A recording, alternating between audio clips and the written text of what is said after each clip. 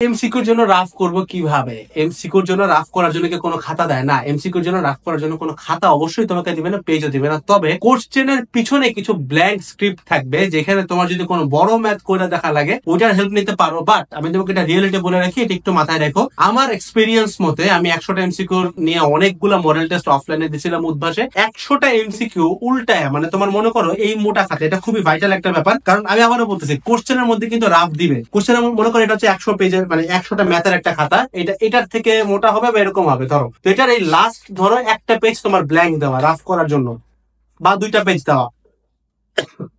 If you think তুমি পুরা প্রত্যেকটা প্রশ্ন, মনে করো তুমি এখানে একটা কোশ্চেন পাইছো, এটা করার জন্য পুরাটা উল্টায় যায় এভাবে করে রাফ করবা, এই সময়টা তুমি পাবা না। তুমি হয়তো বাসায় পাইতেছো, আমি বারবার বলতেছি আমি পাই নাই, তাই বলতেছি তুমি হয়তো একটা কোশ্চেনের জন্য উল্টায় দেখতে পারবা, বাট তুমি 100টা কোশ্চেনের জন্য উল্টায় দেখার মতো সময় পাবা না পুরোটা পিছিয়ে নিয়ে। ইম্পসিবল, এই জিনিসটা করা যায় না।